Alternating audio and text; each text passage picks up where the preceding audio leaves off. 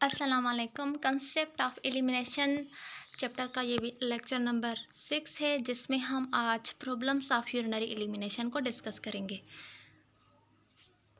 सबसे पहले आ जाता है यूरिनरी इनकॉन्टिनेंस। इनकॉन्टिनेंस मतलब कि किसी चीज़ का जो है ना वो कॉन्टिनेंस में नहीं होना, इनकॉन्टिनेंस की जो है उसका कंट्रोल में ना होना। क्या लिखा है यहाँ पर, पढ़ लेते हैं। This involves the involuntary leakage of urine. Involuntary leakage हो जाए यूरिन की तो सिंपली हम उसको क्या कहते हैं, यूरिनरी इनकॉन्टिनेंस।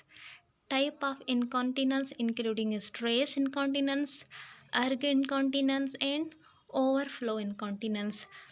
अब कौन कौन से वो टाइप्स हैं जो कि इंक्लूड होते हैं इनकॉन्टिनेंस में, वो पहले हमारा स्ट्रेस या फिर अर्ग वाला या ओवरफ्लो वाला। ठीक है, इनको हम आगे चल के डिस्कस करते हैं। यहाँ पर पढ़ लेते हैं क्या लिखा है। Incontinence is the inability to control when you urinate. आपने जो भी एबिलिटी है उसको लॉस कर देना। ठीक है, यूरिनेट करने के लिए वो एबिलिटी लॉस हो जाए तो हम उसको ही सिंपली इनकॉन्टिनेंस कहते हैं। It usually happens to older people but it can sometimes happen to someone younger. अक्सर करके ये सिर्फ ओल्डर पीपल में ही होती है, मगर समटाइम्स ये यंगर में भी हो सकती है। उसके बाद it can result from weakened muscle और प्रीवियस सर्जरी, किडनी प्रॉब्लम और a problem in the bladder. इन सारे प्रॉब्लम्स की वजह से ये भी हो सकता है हमारा जो मसल्स हैं उनका वीक हो जाना, किसी भी किस्म की सर्जरी जो कि रिलेट करती है किडनी से या फिर यूरिनरी ब्लैडर से। ठीक है, उसके बाद women who gave birth are more prone to incontinence in old age. जो बहुत औरत हैं बहुत ज़्यादा जो है ना वो बर्थ करवाती हैं। ठीक है ना, किसी को तो 10 11 12 इतने भी बच्चे पैदा करती हैं, तो उसको बहुत ज़्यादा चांसेस होते हैं कि उनके यूरिनरी इनकॉन्टिनेंस होने के। ठीक है, sometimes changing your diet and eating healthy food can help the incontinence. अगर आप अपनी डाइट वगैरह चेंज करते हैं और हेल्दी फूड्स को इनटेक करते हैं तो ये हेल्प करेगा किस चीज़ में, इनकॉन्टिनेंस में। However it might be also possible that medication is needed to help treat incontinence. ये हम कोई मेडिकेशन लेंगे तो भी वो हेल्प करेगी टू ट्रीट इनकॉन्टिनेंस। तो ये था सिंपली यूरिनरी इनकॉन्टिनेंस। उसके बाद आ जाते हैं यूरिनरी ट्रैक्ट इन्फेक्शन। इन्फेक्शन कौन करवा सकता है? आपके जहन में जब इन्फेक्शन हम वर्ड बोलते हैं तो आपके जहन में माइक्रो ऑर्गेनिज्म आ जाते हैं। ठीक है, तो वो बैक्टीरिया हो सकते हैं। ठीक है ना, कोई भी माइक्रो ऑर्गेनिज्म हो सकता है जो कि इन्फेक्शन करवाएगा। इन्फेक्शन तो जाहिर सी बात है माइक्रो ऑर्गेनिजम्स ही करवाते हैं। तो यूरिनरी ट्रैक्ट जो ये आप देख रहे हैं, यूरिनरी ट्रैक्ट यहाँ पर, ठीक है, ये जो है ना यूरिनरी ट्रैक्ट है। यहाँ पर अगर जो है कोई इन्फेक्शन हो रहा है तो बहुत ज़्यादा जब आप यूरिनेशन का प्रोसेस करोगे तो आपको डिस्कम्फर्ट होगा, आपको पेन होगा। ठीक है ना, बहुत ज़्यादा पेन होगा जब आप यूरिनेशन का प्रोसेस करोगे। तो ये था, ये साइन सिम्टम्स थे जब आप यूरिनेशन का प्रोसेस करते हो। ये तब होते हैं जबकि उस बंदे को यूरिनरी ट्रैक्ट इन्फेक्शन होता है। अक्सर करके इसको जस्ट हमने एंटीबायोटिक्स यूज़ करके ही इसको ट्रीट करना होता है, क्योंकि ये माइक्रो ऑर्गेनिज्म का इन्फेक्शन है। तो हमने क्या करना है, बैक्टीरिया है तो हमने क्या यूज़ करना है, इनके लिए एंटीबायोटिक्स यूज़ करनी है। उसके बाद है यूरिनरी रिटेंशन। रिटेंशन का माना क्या है यहाँ पर, this is the inability to empty the bladder completely. Urinary retention में ऐसा होता है कि हमने जो है ना ये एबिलिटी नहीं होती कि हम अपने ब्लैडर को कम्प्लीटली एम्प्टी कर दें। ठीक है, इट कैन बी एक्यूट और chronic and may result from various causes such as in large prostate और नर्व डैमेज। ये हम अपनी ब्लैडर को एम्प्टी क्यों नहीं कर पाते कम्प्लीटली, ये क्यों होता है? अगर मेन की बात कर रहे हैं हम, ठीक है। तो वहाँ पर अगर इनलार्ज प्रोस्टेट हो जाता है तो ये हो सकता है यूरिनरी रिटेंशन, ठीक है, क्योंकि वो बहुत इनलार्ज हो जाएगा तो यूरिन को जो है ना उसका रास्ता थोड़ा ब्लॉक हो जाएगा और उसको गुजरने में वहाँ से टाइम लगेगा, जिसकी वजह से जो ब्लैडर है वो कम्प्लीटली एम्प्टी नहीं हो पाएगा और फिर नर्व डैमेज, अगर नर्व डैमेज है तो भी ये हो सकता है। इसके बाद है इन यूरेसिस। यहाँ पर आप देख सकते हैं एक बच्चा है, ठीक है, या इन यूरेसिस वर्ड जो है ना वो रेफ़र होता है बेड वेटिंग के लिए, ठीक है। जो बहुत बच्चे होते हैं वो क्या करते हैं, रात को बेड गीला कर देते हैं, तो ये जस्ट चिल्ड्रेन में होता है और कभी कभी ये एडल्ट्स में भी हो जाता है।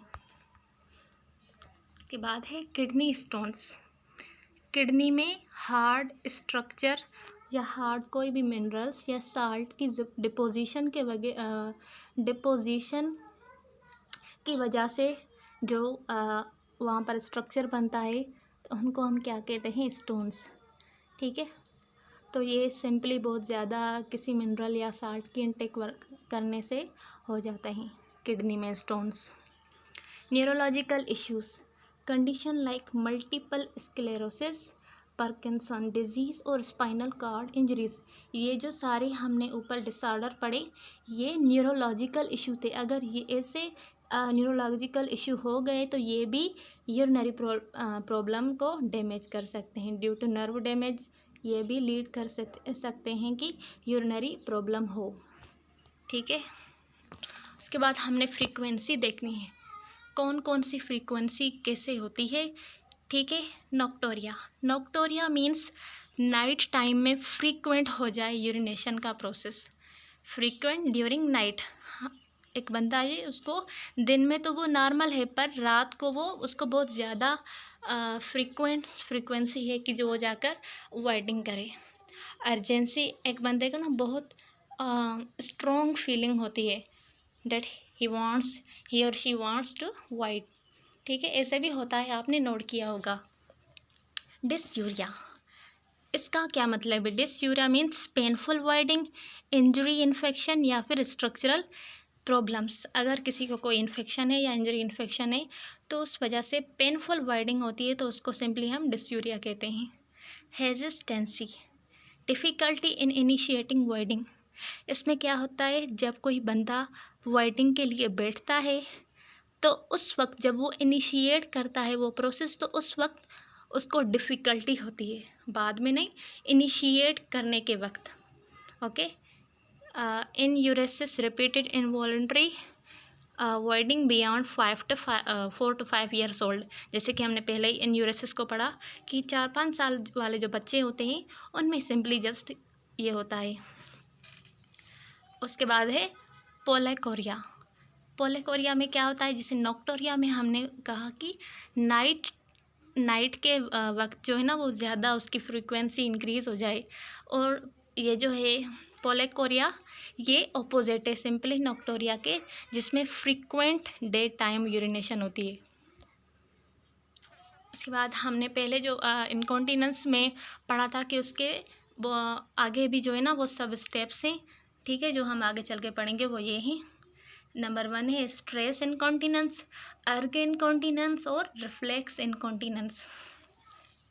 स्ट्रेस इनकॉन्टिनेंस में क्या हो जाता है, leakage less than 50 cc as a result of sudden increase intra abdominal pressure, for example when we cough, sniff, laugh, exert physically, ठीक है। इसमें क्या होता है कि आप बहुत ज़्यादा स्ट्रेस में आ जाते हैं तो आपका जो है ना इंट्रा एब्डोमिनल प्रेशर इंक्रीज़ होता है। तो जब आपने ये कभी नोट किया होगा कि कभी ना कभी तो आपके साथ ये हुआ होगा, आप बहुत ज़्यादा लाफ कर रहे हैं या कफिंग कर रहे हैं या स्नीज़, तो जो है ना सिर्फ जस्ट 50 cc का जो यूरिन है वो लीक हो जाता है, ठीक है ना। तो ये जस्ट स्ट्रेस इनकॉन्टिनेंस। उसके बाद है urge incontinence, follow a sudden strong desire to urinate, ठीक है। एक बंदे को जो है ना बहुत ज़्यादा अर्जेंसी होती है कि वो जाकर जो है ना वो वाइडिंग का प्रोसेस करे, उसको ये एबिलिटी नहीं होती कि वो 1 मिनट के लिए भी उसको स्टॉप करे जब तक कि वो वॉशरूम तक पहुँचे। Unable to stop urine flow 1 second start as in the elderly. ठीक है, तो ये सिंपली इनकॉन्टिनेंस बहुत जो है ना ज़्यादा एज वाले बच्चों में, ज़्यादा एज वाले जो है ना पर्सन में होती है। उसके बाद है reflex incontinence is an involuntary loss of urine occurring at somewhat predictable intervals. Reflex just यहाँ पर जो है ना वॉलेंट्री जो कंट्रोल है वो लॉस हो जाता है। यहाँ पर क्या हो जाता है, इनवॉलेंट्री प्रोसेस हो जाता है जो कि उसको कंट्रोल नहीं करता, किसको, यूरिन को। ठीक है, when a specific bladder volume is reacted. जब ये कब होता है कि जब ब्लैडर में किसी स्पेसिफिक मिकदार में जो है ना वो यूरिन जमा होता है, उसके बाद जो है ना वो रिफ्लेक्स आता है कि अब जो है ना इसको बाहर एलिमिनेट कर देना है। तो रिफ्लेक्स इनकॉन्टिनेंस सिंपली तब होता है। ठीक है, तो ये थे जस्ट प्रॉब्लम्स यूरिनरी एलिमिनेशन के ऊपर। उसके बाद हम पढ़ेंगे नेक्स्ट लेक्चर में कि कौन कौन से फैक्टर इनको अफेक्ट करते हैं यूरिनरी एलिमिनेशन को, और उसके बाद कौन कौन सी नर्सिंग इंटरवेंशन है। तो मिलते हैं अगले वीडियो में, तब तक के लिए अल्लाह हाफिज़।